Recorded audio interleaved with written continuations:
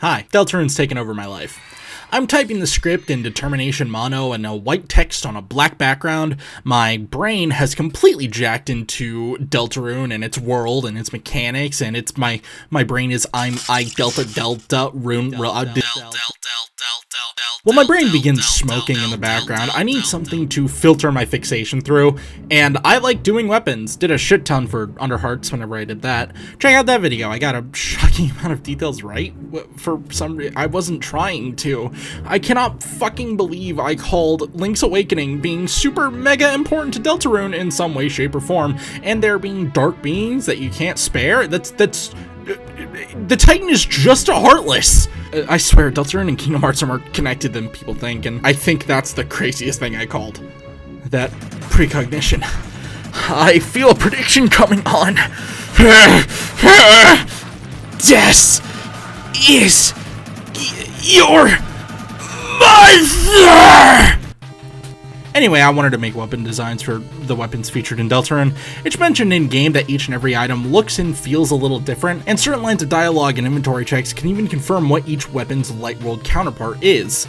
Despite this, the Fun Gang sprites don't actually visually change when they whip out their weapons, which, considering the sheer volume of sprites in Deltarune where they draw their weapons, and one of them constantly having his weapon on his person, it makes perfect and complete sense. That would be way too much work.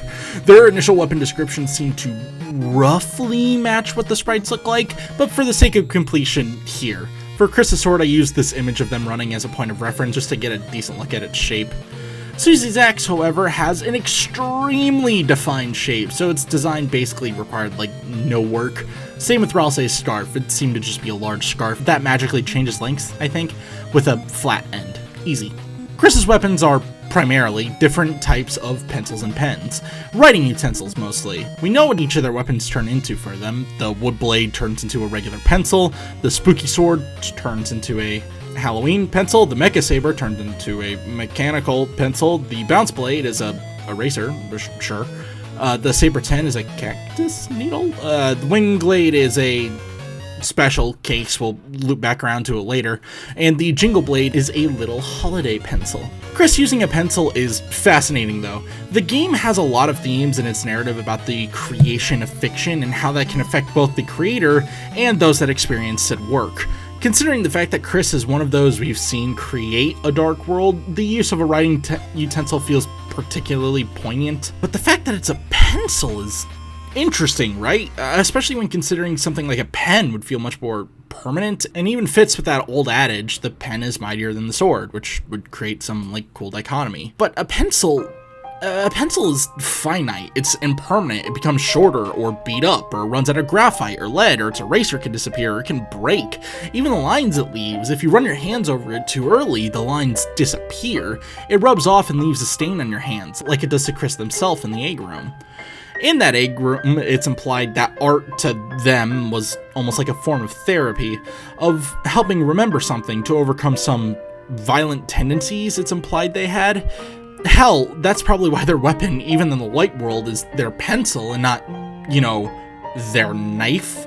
Their pencil becoming a sword seems symbolically relevant too. I'm gonna say something really weird, but I promise it's gonna wrap back to the point later.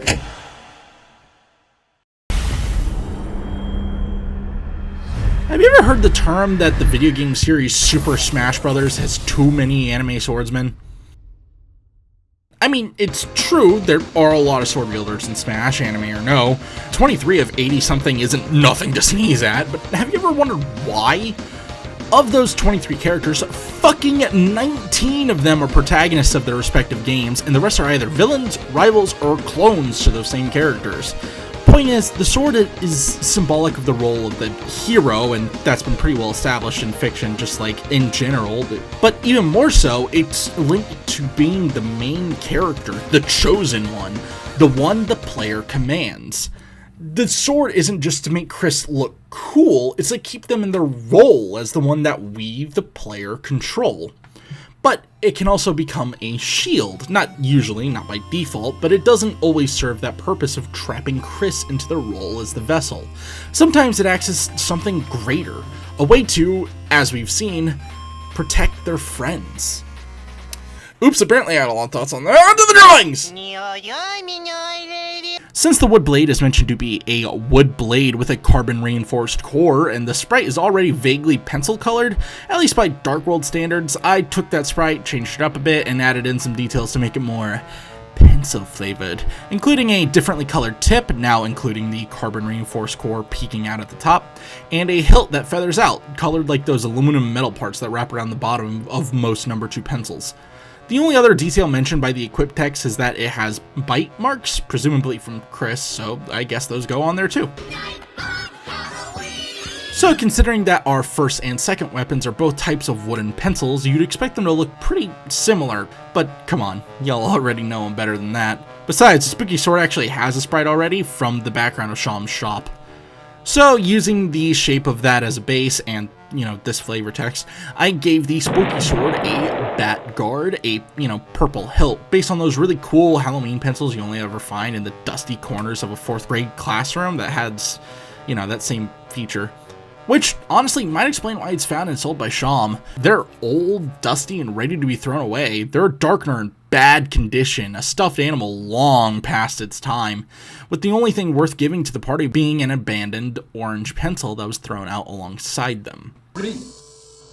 And I see your Schwartz is as big as mine. Since the cyberworld has in my script it says loose, but it's a pretty blatant sci-fi theme, and it's mentioned specifically that the blade extends when the hilt is clicked, I feel it's natural to design this after a lightsaber from Star Wars.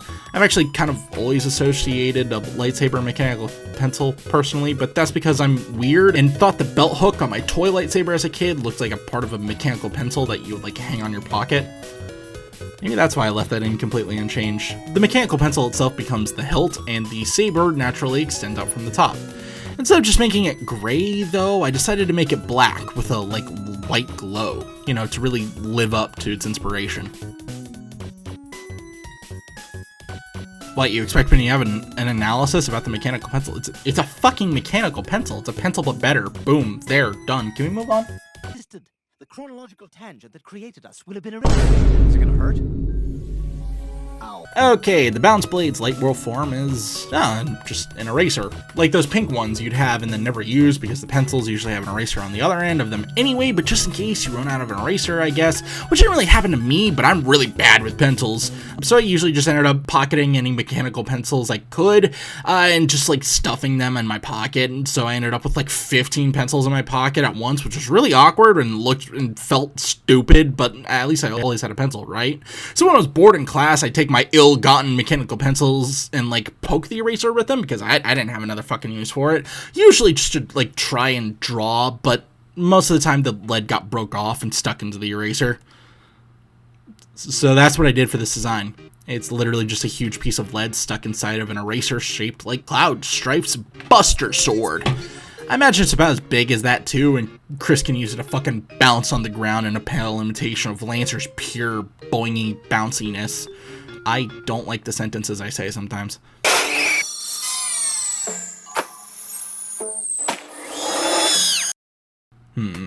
So how do you take a cactus needle and turn it into a sword?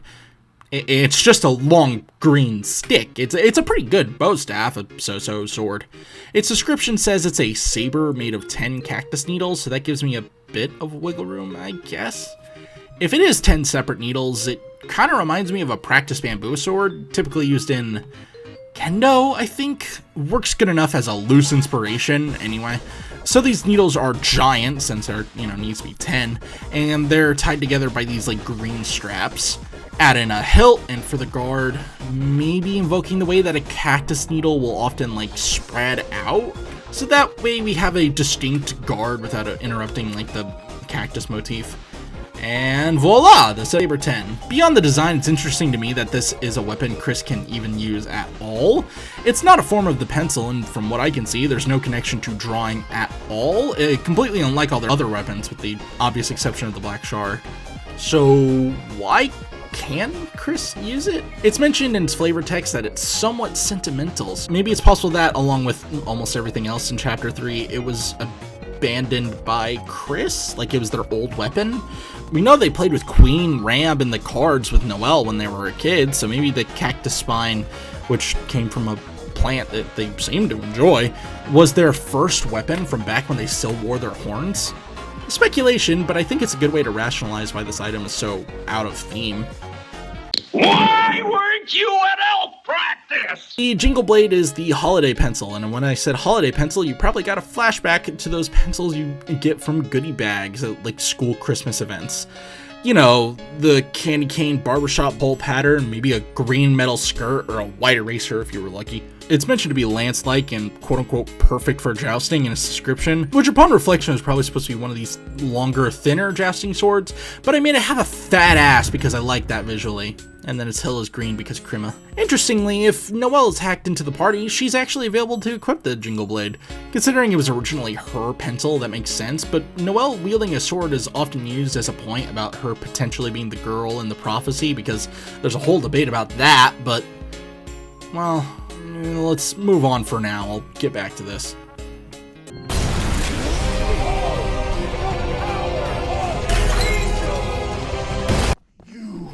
Insignificant fuck! This is not over! This weapon is fascinating. The Winglade at first glance seems pretty by the numbers. It's a quill pen, which has some notable implications on its own. It's the only pen that we can equip so far, meaning that Chris has evolved from the impermanence of graphite to the everlasting power of a pen. Interesting then that this is obtained in the world that confirms for us that our hero's journey isn't just set in stone, it's carved in ink. But not only that, the Winglade doesn't only appear as an item, it appears as a fucking enemy in Susie's Dark World. That gives us a design to sort of work off, but I'm only using it as like a loose palette reference. I don't think this is what Chris's Winglade actually looks like, because think about it. Chris sees a pen, they see a pencil, and they see a weapon, a tool that can be used for not only offense, but as a way to defend their friends. That's why it's both a sword and a shield. That's Chris's own, like, I presume it's Chris's own interpretation of it, because that's just kind of how these Dark Worlds work. But when Susie sees a pen, she sees that sharp end, and her first thought is how that can be used to destroy something. She even denies wielding a pen in her fight against the Hammer of Justice, but it goes further than even that. Throughout Chapter 4, her healing is used as a steady metaphor for creating something, including a lot of doubts that go through your head when you're first starting, especially starting any sort of creative process. Why do I do this if I'm not very good at it? Why do I do this when there's already someone better than me? Why play if everyone's going to hate how it sounds? I should stick with what I'm good at. I think, personally, that the idea of picking up a pen, of writing or drawing or creating is scary for Susie, and that's why in her Dark World, a pen becomes this, an enemy, something to be overcome. But we do see her steadily overcome it, move from hairbrushes to ladles to a paintbrush. Maybe we'll get to it. And bring these goofy quill pens to her side.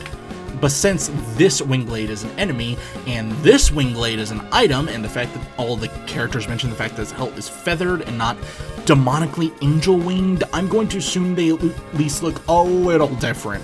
And so, here we are. A nice big blade with a feathered guard. We keep a splash of the gold. It does still increase the amount of money won, after all. But the eye motif becomes more Zelda than Eldritch. Kept the hilt the same, though. That weird claw feather thing looks really neat. You know, it's interesting to consider. These silhouettes in the prophecy do look like Susie, but she wields a sword, which Susie can't. Which makes people think that this might actually be Noelle. The prophecy is frustratingly vague in certain parts and weirdly specific in others, but wouldn't it make sense to depict Susie using the weapon she actually uses?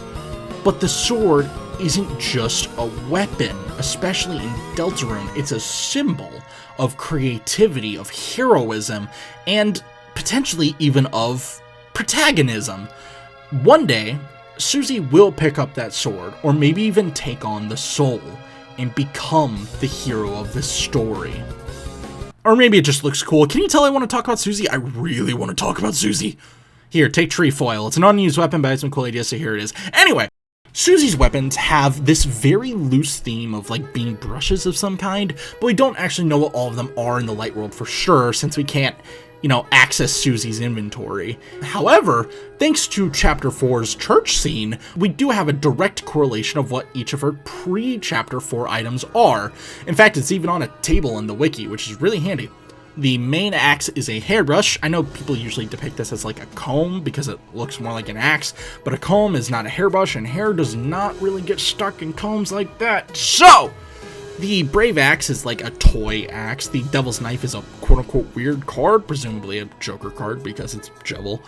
The Auto Axe is an electric toothbrush. The Toxic Axe is a dirty toothbrush. The only thing that leaves is the absorbax, which, considering that it heals you, is long and curved, is found in the church, and is apparently stained with something that looks like blood. It's most likely the ladles that you would use to serve, like, the punch in church. Interesting that Susie can even wield it, considering that she just scoops punch with one of the Cuptons here. She's a wild animal, that one. Yikes. Her choice of an axe as a weapon is...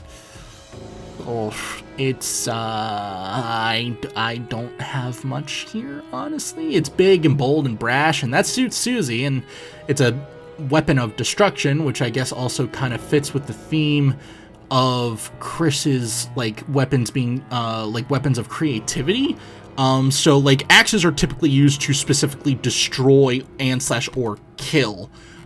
There's not really a weapon where you're going to be defending yourself. Like, an axe is inherently very threatening, So I feel like if I'm right and Susie does eventually trade out her axe for a sword, it's going to, like, this really cool impact where it's like, oh shit, she's finally laying down that weapon of destruction and picking up the blade of creativity and love.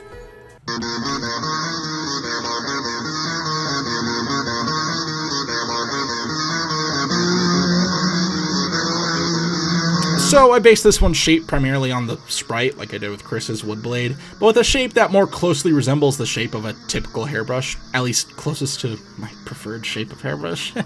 But the blade is actually two of the hairbrush spines with hair suspended between them, making it so that it was literally forged with dragon hair, just like its description says. The blue bit is because there's a blue bit on the original sprite, and I thought it complemented the palette well, sue me. Yeah, I think it was my arm. Is it bad? Is it bad? I don't want to look. It looks okay, I guess. Scale of 1 to 10, how bad is it? Oh, I'd say it's about a 7-point arm ripped off. My arm is what? Much like the spooky sword, the Brave Axe actually does have a shop sprite, so that gives us a general shape. And the additional detail that it's a glossy axe built for a block warrior implies that the Bloxers, a Lego-based enemy in that same chapter, are the ones that it was built for. Because of that, I went ahead and based it loosely on classic Lego axes from series like the Castle sets. The way those are typically put together, though, is as one long stick piece that clips into the minifigure's hand, and then a head piece that clips onto the stick, and that acts as the axe head. I guess it's more efficient than making a whole different axe mold? Whatever. I replicated that effect for the Brave Axe just to make it look a little more unique. Cool that Susie can equip this, actually, because if you double back with Susie in the party and only fight the Bloxers after that, she can use the rival act on the Bloxer. They're rivals, so of course she can use a weapon from them.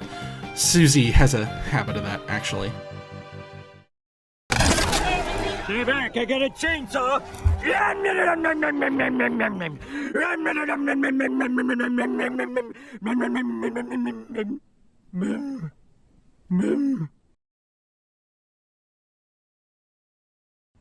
Uh-oh.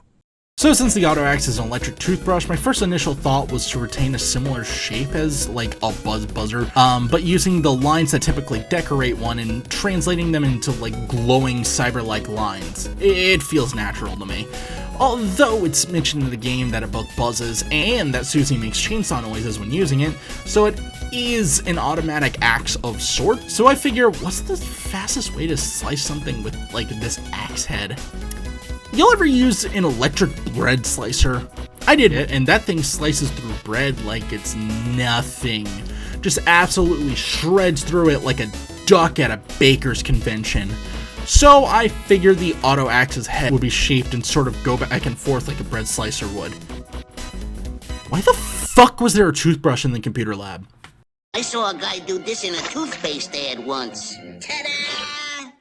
Ugh, ew, ew, ew, ew, ew, ew, ew, ew.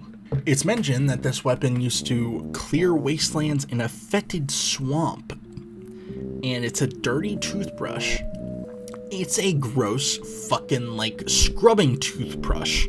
One that you used to get, like, grime off a tub or a pipe or a toilet. Yeah.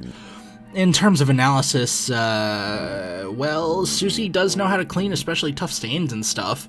Maybe she's just used to having to use whatever she has available to clean, and that's why she's not too grossed out to use the Justice Axe.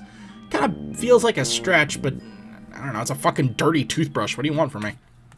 I've had a few little love affairs. They didn't last very long, and they've been pretty scarce.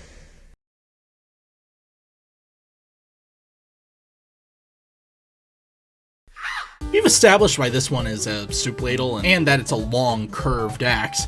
I had an initial design where I had a literal scoop on the inside of an axe, but it looked bad. So now it becomes a long, scooped, scythe-like shape. And instead of this one splotch of fruit juice, the entire scoop part is stained red because that just looks sick.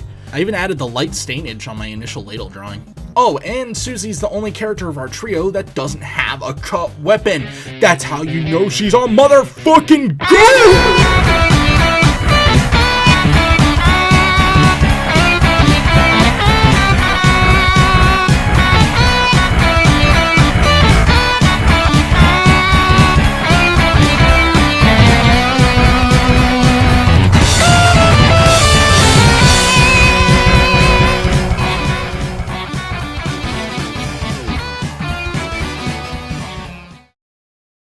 Ralsei's weapons are, well, realistically, it's impossible to tell what they're technically supposed to be, so we're going to have to use a lot of speculation and headcanon to try and piece together what they're most likely to be. Heck, we're probably going to have to use descriptions to figure out what the object potentially is first, so this is going to be interesting. Whew, okay. But first, Ralsei using a scarf as a weapon is really interesting. It's certainly unique, but it still allows for, you know, genuinely clear communication of what he's doing at any given time, so this also allows Ralsei's hands to be tucked behind his back at basically all times, which I guess Toby really wanted for his character for some reason. What I find most interesting about it, though, is that it's actually baked into his sprite at all times. For all the Lighteners, Chris, Susie, even including Undying Gerson and the McFucking Roaring Knight, they all summon their weapons. It's not something they just hold on to. But Ralsei's scarf is constantly baked into his sprite, constantly front and center.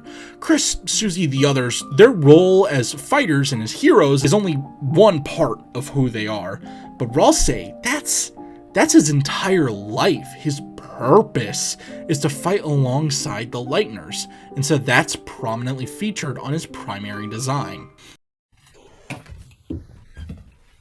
I'm really sorry, okay? What is wrong with you? Why are you Red! This is Ralsei's default weapon, and apparently it's red when Ralsei's scarf is fucking pink, so I guess we can't trust visuals for shit in this world. Shift the color palette to red, make it look kind of ratty, fitting with Ralsei's initial cloak alongside a handful of pieces of official art, and that's it. I think not a whole lot to work with on this one. This is pure headcanon and is not based on anything at all, and relies on the theory that Ralsei is Chris's old red horns, but maybe that headband had a little, like, bow or something on it, and that's why it turned into the red scarf. I don't fucking. Ooh, a puppy! Oh, careful, honey. He has a knife. What? No, I don't. The fact that it's a portmanteau of a rag and dagger implies to me that the ragger is literally a rag. I mean, it makes sense to why it's prickly. Have you ever felt a rag that's like 8 years old and has been hit with every chemical on Earth? The thing's trusty and it'll get everything off, but its texture is going to feel like your hand is being stabbed by thousands of little daggers. I made the scarf slash rag itself purple because of the fuzzy purple carpet slash grass featured in chapter 1, and it's really pretty. Interesting that his first weapon is a cleaning supply. I was spitballing at my roommate as to why that could be, and she hit me with the, he lives in a supply closet. Of course he uses rags as weapons. Do you or do you not feel bonita? I feel bonita. Like the Brave Axe, the dainty scarf has a visual look featured in Rules' shop, but it's a pretty loose look. It just kind of looks like a scarf. Luckily, Susie mentions that it's made of doilies, which is like those fabric things that are kind of shaped like snowflakes that old people put on their dinner tables instead of coasters. And that means the dainty scarf is probably just a doily. So it gets a white appearance and a nice, delicate pattern. Matches the fluffy boy himself and fits his gentle vibe quite nicely. Honestly, me and the whole very good. No. It's just a fucking ragger, but white because of this dialogue box from Noelle. Moving on. I'm a girl.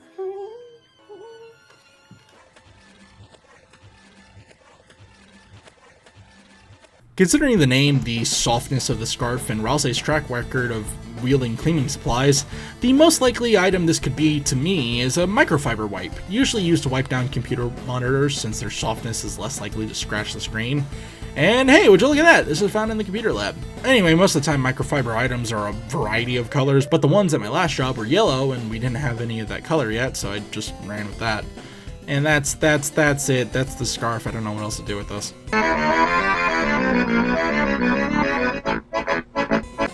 Let's see. Found in Chapter 3, the Dreamer House, probably vaguely creative or cleaning themed considering it's Ralsei.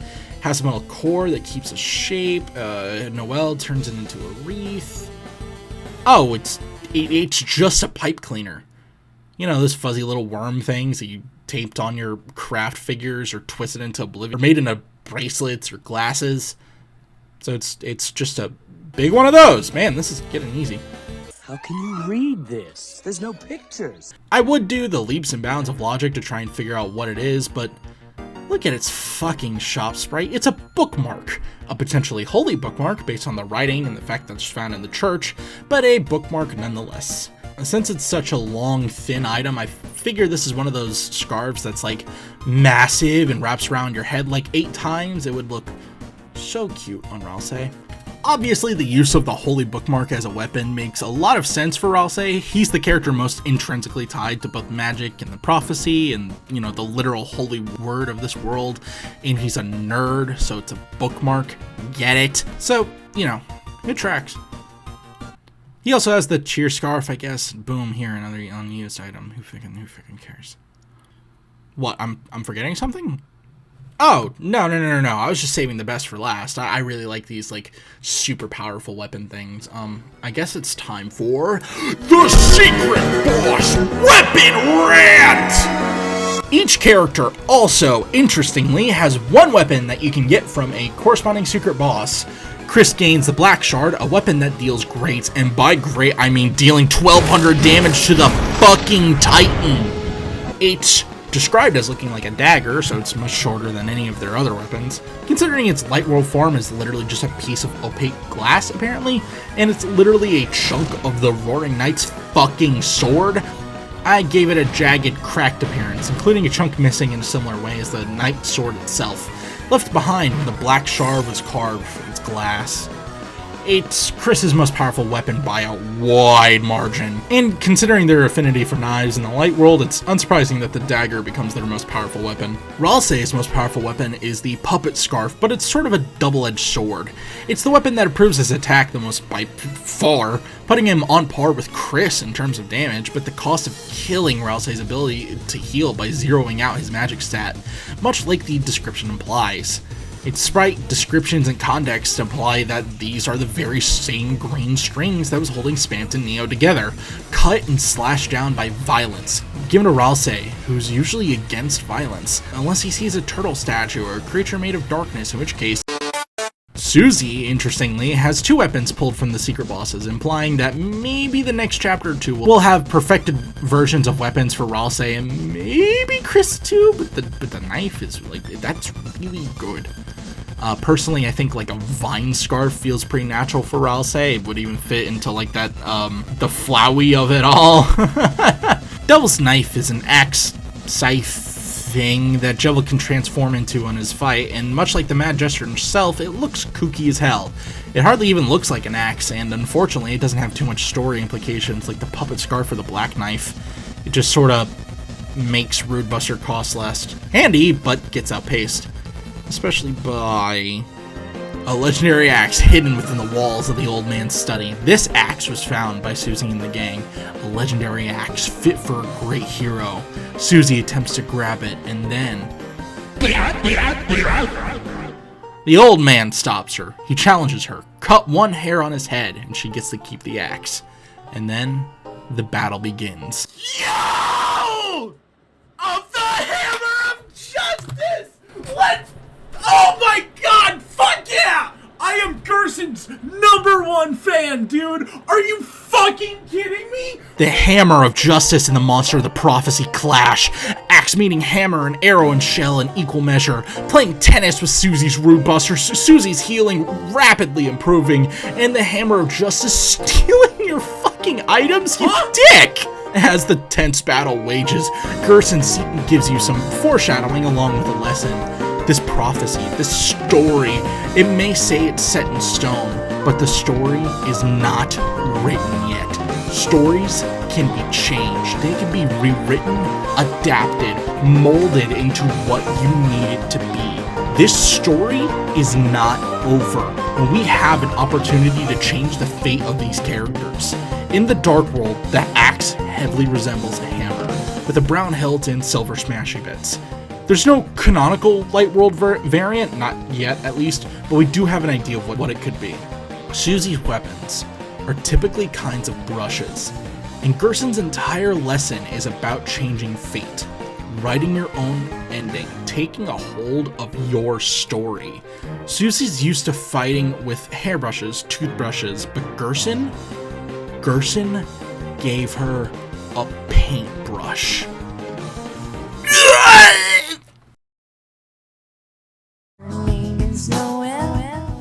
Oh yeah, Noelle has weapons. 2 of the 3 of them are only available in that evil little route that's been patched like 3 times, and that same scene that's been patched shows off the Light World variant of one of those items. It's literally just a thorn. Okay, sure.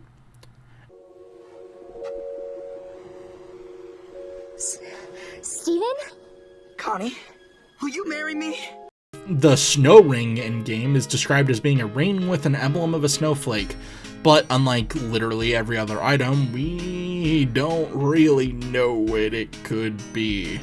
So my thought is just that it's literally a ring. Not Noelle's, it honestly doesn't strike me as her type of ring. Instead, you know that thing that some parents do where their child is given their engagement ring to hold on to, like as a necklace or something? Yeah, that kind of fits the vibe, I think. Also fits this dialogue that Ralsei has where he thinks Chris is proposing to him. That snowflake emblem also translates nicely into being the diamond that Rudy would have proposed with. Carol really saw a man with the name Holiday and automatically said yes, huh? Anyway, give that shit some nice magical colors and bada bing bada boom, you got a simple snow ring. Threat has been detected. The freeze ring is described as a ring with a snow globe on it, and that it has a person literally inside of it, implying that the Addison you killed to get a hold of it is literally trapped inside. The only thing I can think of for its Light World counterpart is like ads that have been printed and origamied into a ring or something. Honestly, this is the biggest stretch, I think. Like, the puppet scarf was like ripped up spam, whatever the fuck. But like, this is something.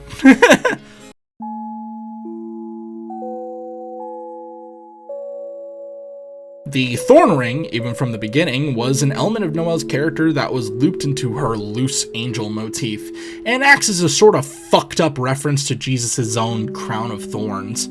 So you take that, shrink it, twist it to the side, and bada bing bada boom, you got a ring for your angel-coated sicko. Sorry, Noelle. The thorn ring is... it's a lot. Symbolically, it's Noelle's full transition into being under our control, in a complete trance. Ready to hurt or kill anyone that we tell her to. Even in Chapter 4, it seems to be the final piece needed to literally put a piece of our soul into Noelle, and potentially even bring her under our full control. Maybe. There's still a lot that we don't know, but it's fucked up, gang. Like, what the fuck, man? Kind of a downer note to end on. Maybe. Would that take too long? Wow. I guess it's only a few more weapons, right?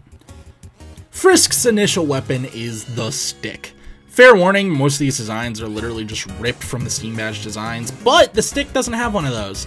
It's a regular stick, just like the one you'd find on the ground. Say, wow, neat, and pretend to use it like a sword. Kind of like Chris, when you start to think about it. The toy knife is the initial weapon of the Patient Soul. I'm not gonna lie, if we didn't have the original sprite, I'd probably have it be some brighter colors, but the toy knife doesn't super make sense for a soul reflective of patience, but hey, I guess it's cool.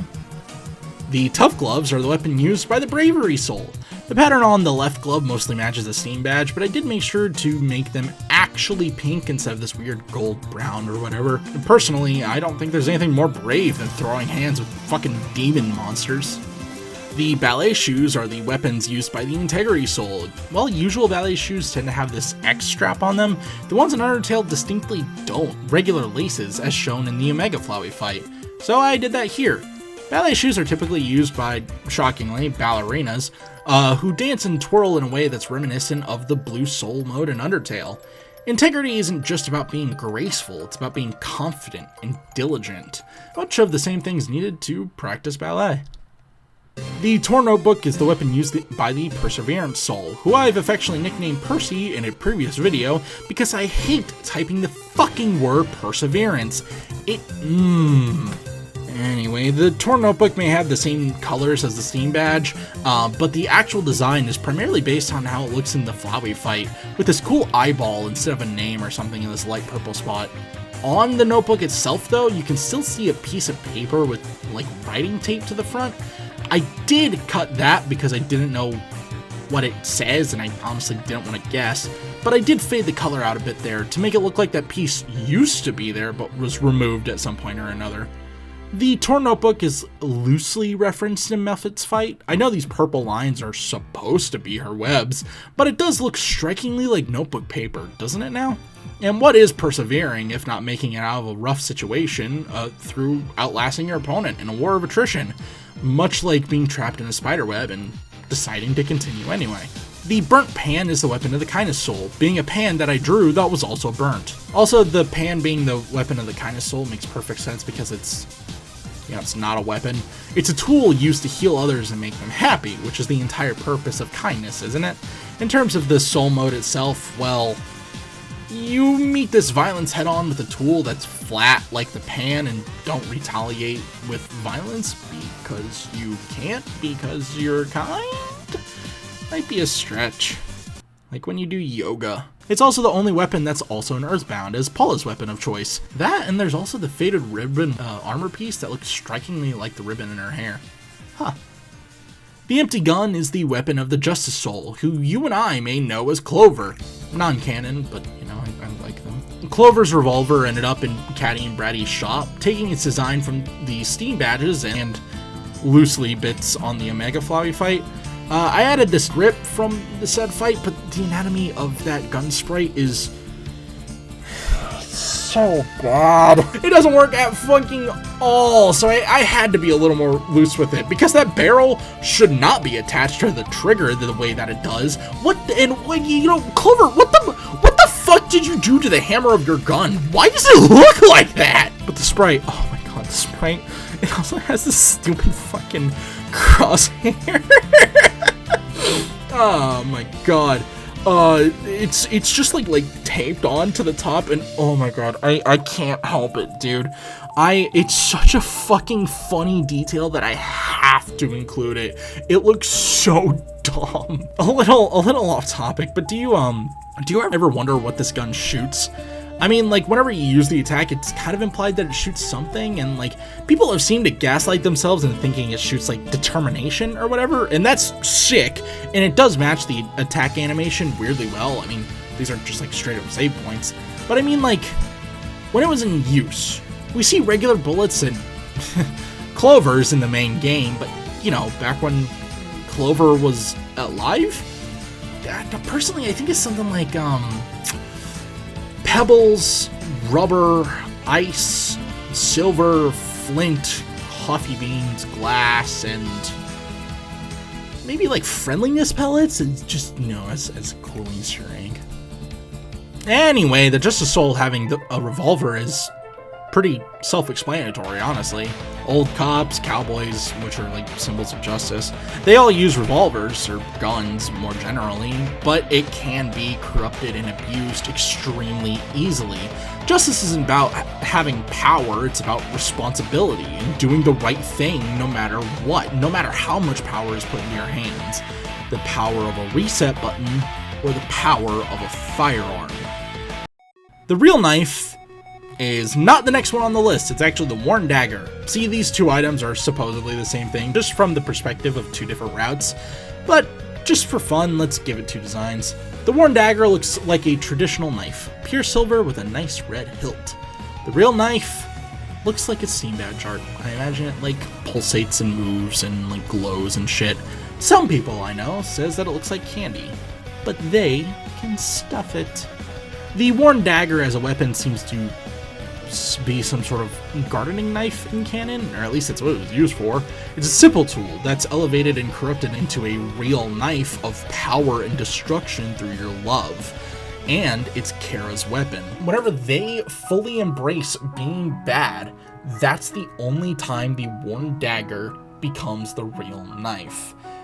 It is the most powerful item in Undertale, and it kills everything it's ever touched in one powerful slash. And boom! That's every Undertale and Deltarune weapon, at least of right now. Obviously, Chapter 5, 6, and 7 of Deltarune will bring even more to the table, but I wanted to get these designs on paper because I wanted to do it. I like doing it.